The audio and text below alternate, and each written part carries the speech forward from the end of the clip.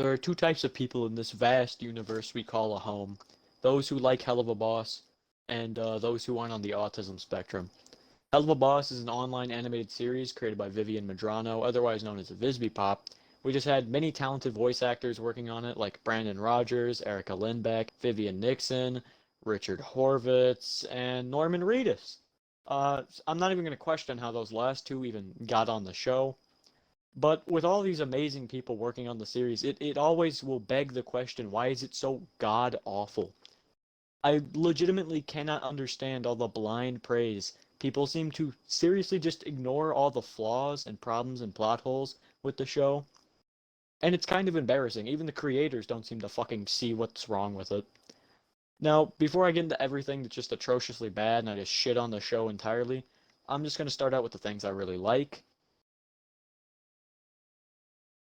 Yeah, okay, we can get on with the cons now.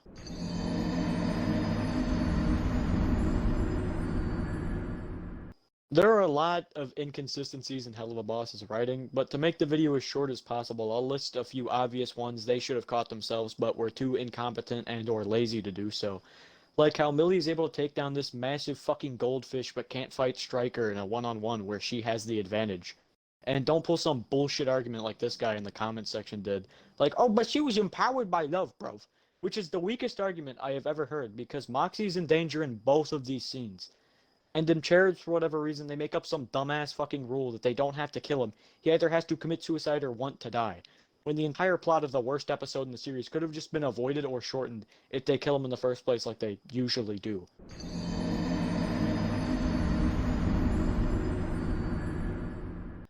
This chapter is going to seem kind of redundant due to the fact that she obviously has to pay the crew that works with her on the show, also not to mention the voice actors, and get enough spare money to feed herself and pay her bills. But she has almost 5,000 supporters on Patreon, which are all normally, most of them I would assume, are going to be paying $5 and up to like $100, because if you pay the $500, you're just getting fucking scammed. The show's animation, though, still gets insanely choppy, even with the Patreon supporters paying her monthly.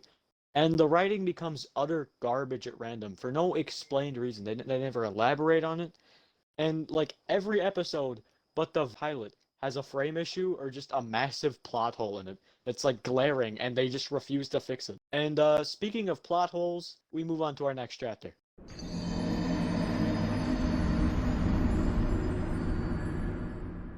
There are many times where in Helluva Boss an event will just occur because fuck you.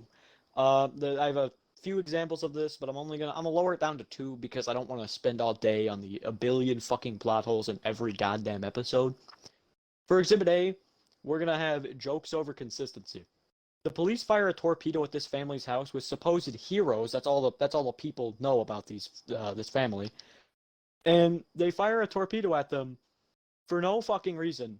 Besides, VisiPop realized that this show is labeled as a dark comedy, and there was no dark or funny joke in this episode. There was nothing in this episode. This episode had no funny haha joke. And Exhibit B, we have Moxie's ideals. Moxie has issues with killing innocent people, but he decided to sign up for a job where he would obviously kill whoever he is hired to, so therefore, the job would inevitably lead to an innocent life being taken. So, what the fuck? What the fuck is the deal there, Visby?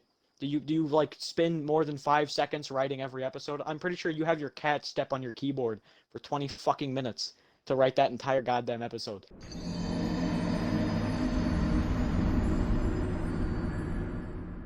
A famous scientist, Dr. Skidison Beepus, discovered Stryker's law after staring at a painting and then turning around and then turning back to see the painting wasn't even there anymore. Stryker's law states that when you aren't looking, everything around the goddamn universe has changed. The Stryker scene is the worst fight scene I've ever fucking laid my eyes on. The room around Stryker changes to fit his situation.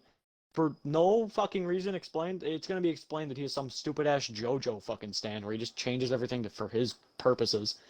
And honestly, it just feels lazy and showing how little VisbyPop cares about her supporters and their contributions to the show. And if you don't believe me, I have some clips of the room changing for no fucking reason, like here. Here's me from the future analyzing this fight, because I noticed a ton of weird things that happen where shit in this room will just move around and change, and walls will move. It is the dumbest. You're gonna laugh. You're gonna laugh. I'm gonna point this out to you, because nobody in the comment section points it out. I'm gonna have to be the brave boy who does it. And we're gonna also have a tally on Blitzo's pistols over here. We're gonna tally that a bit. So let's start. We can already tell the scene's entire room has fucking changed. But let's watch them walk away from the bed. Okay? So right in this frame, we can see the bed. Okay? They do not turn at any point in this. He is immediately slammed into a wall. It goes from this to this. Where? How does the bed travel there? Nobody knows. Nobody knows how the bed gets over there. The entire room will shift around for no explained reason, no cohesion. There is nothing going on that makes sense in this scene. So we're just gonna watch a few other key details. So that mark this pistol right here. This is very important. So this knife. This right here is the worst part of the entire scene. The wall. Look at how close that wall is. Now it is gone. The fucking walls are moving in this room. Everything moves to fit Stryker's situation. It is the dumbest thing I've ever seen, and nobody noticed this. I noticed this on my first watch.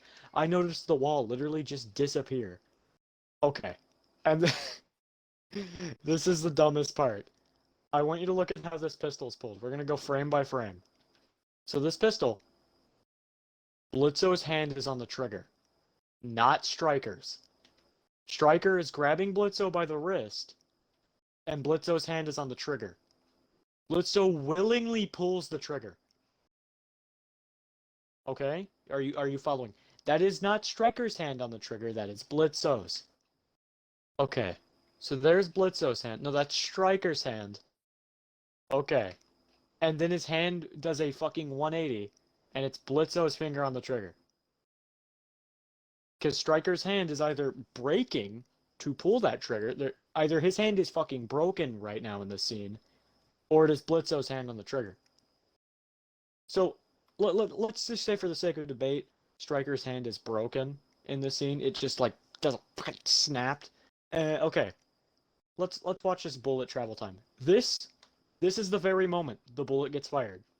1, 2, 3. Okay, that was 2 seconds. That was 2 seconds. Okay? So the bullet is fired. Moxie has not only enough time to look at the gun being fired, but move this gun in where the bullet... The bullet only moves when the plot fucking calls for it. Now, I want you to watch this pistol. Okay? That pistol just fucking disappears. That pistol is gone forever. So, this pistol right here, Stryker comes up, knocks the pistol out of his hand. He gets punched. Okay. And now the bed is fucking moved. The bed is now moved again. The bed was in front of them, and now it is to their side. Okay? The bed has once again moved. Okay. So Blitzo's pistol is gone, mind you. Blitzo's pistol does not exist. Blitzo's pistol is nowhere to be seen in this room. There is no coat rack. Okay? There is no coat rack there, and one just magically fucking appears. There was not a coat rack in this room prior. Or at least in the place. So, judging, he's been kicked straight back. He's been kicked, like, straight back. Like, that's going straight back to that wall right there. Okay? And then magically a coat rack appears. Okay? There is one thing I would like to note, though, before I mention how the fucking coat rack disappears in this scene. The coat rack is just gone. Where did he get this goddamn lamp? Was there even a lamp in this room prior? No, there wasn't. There was not a fucking lamp in this room before. He magically pulls that lamp out of butt fucking nowhere. Okay. This is one of the many parts I don't like. Do you see Blitzo's pistol? He randomly has another one. He randomly gets another pistol he did not have before. The pistol is slapped out of his hands previously, and another one appears that would have helped him so much earlier.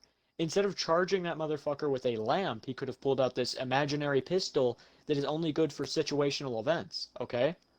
A magic pistol comes out of his shirt. After that Stryker fight scene, I just can't take it. I just can't comprehend the reality. Every time you turn around, something else fucking moves. The paintings, oh, they're gone. I looked at my dick. I look up. It's fucking gone. It's in my ass. I don't know where the fucking paintings are. I don't know anything. Reality is not what it seems. Okay, Stryker, the complex. It's too complex for a mere mortal to fucking understand the Stryker fight scene. I just can't fucking take it. I just can't fucking take it, guys. I gotta go.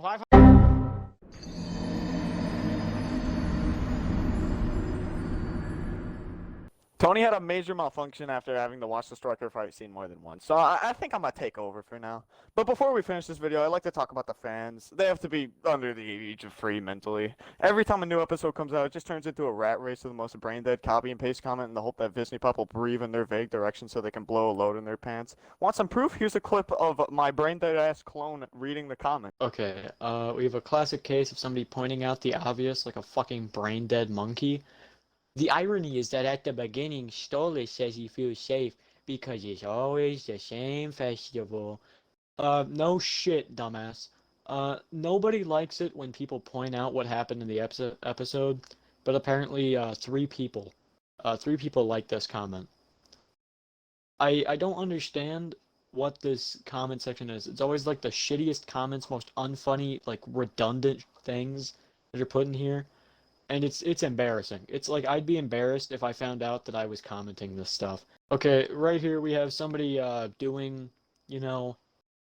just the most annoying shit ever. I hate it when people do this. Because this is what I'm talking about, blind praise. When I said that, I wasn't lying. This show is so good. I don't even care that the animation was choppy in places. You should care because people paid them to make this. There is not a person in this comment section who is not talking about Norman Reedus, okay? I hate redundant ass bullshit comments like this that have no use in a comment section and are just brain dead. Norman Reedus from Walking Dead. Or Darryl Dixon. Hey Viv, got an idea for you. Since you managed to get Norman Reedus in here, how's about you get a certain YouTuber, kind of like Brandon Rogers, except the adult content actually got demonetized. And his name is Logan 30acre from SML. The fans even act like a trans character legitimately 10 seconds of screen time is the best character in the fucking series, and act as if Disney Pop has ended cancer and world hunger simultaneously by adding them to the show.